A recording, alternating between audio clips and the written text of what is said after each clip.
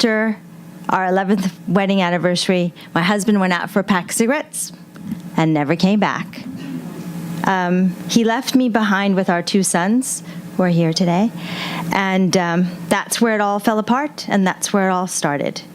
I'd been perfectly happy with my perfectly ordinary life, standard issue American Dream edition. I went to UCLA to study art and linguistics. I took some time off. I sold real estate. I had it all. You know, I had the children, the house, the dog, the cat, the white picket fence. I had it all. You know, my life stretched before me happily after, till death do us part. Then suddenly the whole facade crumbled.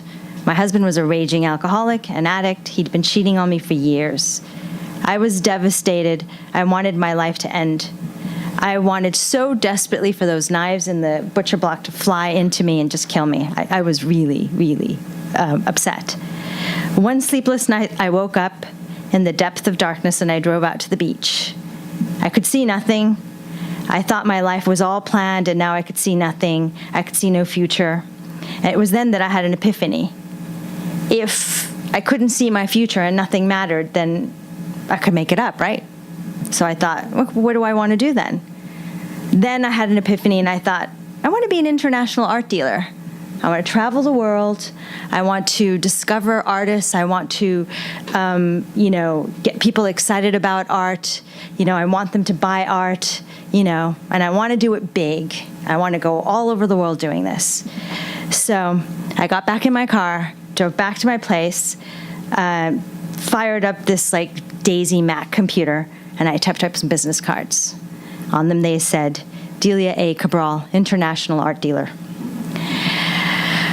My dad had come to stay with me and the boys right after my husband had left, so, you know, he was there supporting me, and I just, I let him know that I was going to Ireland, and he said, whatever you want, honey, you know, just, you know, don't kill yourself, whatever you want, do whatever you want, the boys will be fine.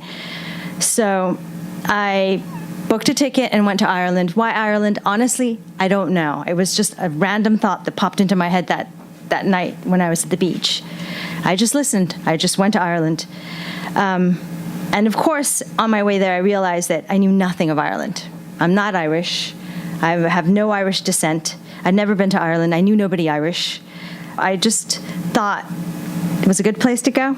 Once I arrived at Dublin, I wandered around this dark, gray town where nobody knew me. I knew nobody. I figured if I wandered around for a couple of weeks crying, my job would be accomplished here. So that's exactly what I did. When I got there, I was wandering around in the fog. Nobody knew me. I knew nobody. I had no idea where I was.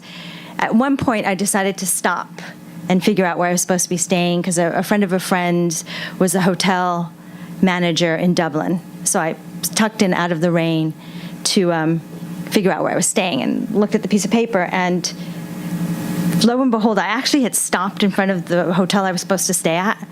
So I thought, well, clearly it's meant to be. So I went in there to check in, and I didn't have my luggage because my luggage had been lost. And then when I went to go pay for the hotel room, I'd cut up the wrong credit card. I cut up the new one and not the expired one. And of course, I was in Ireland, so they just looked at me and they said, oh, no worries. You're grand. You're good for it. We're sure you're good for it.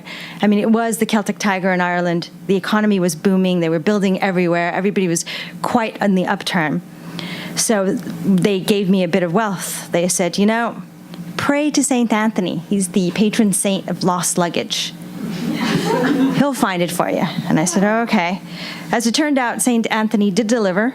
I got my luggage 10 days later, and he also sent me a new credit card. I was in Ireland now. Things were different. You know, this was before the iPhone, so I had like this paintbrushes, sketchbook, CDs, the Discman, tons of YouTube music. That was my soundtrack then.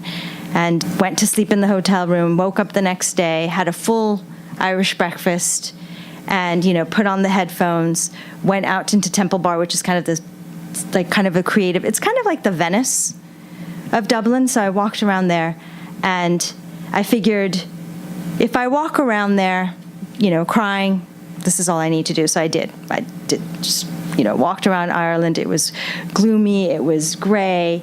It was November, not that May would have been any different. As I walked around there, I came across this gallery, and that's when I knew I was in the right place. In this gallery, there was this wonderful exhibit of beautiful paintings and drawings, and I'd had so much caffeine, I had tons of this caffeine courage. I went in and I said, "Hello, my name is Delia Cabral. I'm an American art dealer, and I'm here to take an exhibition of Irish artists to the United States. Would any of these artists be interested?"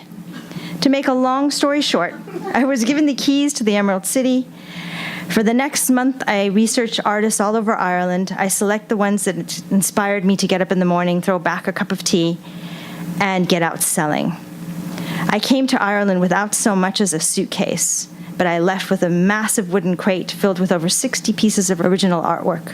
I went back to Los Angeles. I sold my house. I opened my first art gallery, DCA Fine Art, with a Celtic logo, and I haven't looked back. I still have a soft spot for Ireland, as you can imagine. But as planned, I've broadened my horizons even further. I've been to the most amazing studios all over the world. I've sold art to dignitaries and carpenters. I'm well connected with the Irish Mafia. I've made a lot of money. I've lost a lot of money. I've raised 2 sons solely on a diet of art. They're right there. It took a realization on a California beach and a few uncertain but lucky steps in Dublin, but it all came together, and it all came together because of the persuasive nature and universal language of art. Art saved my life. And I will also sell you all art, because that's what I do.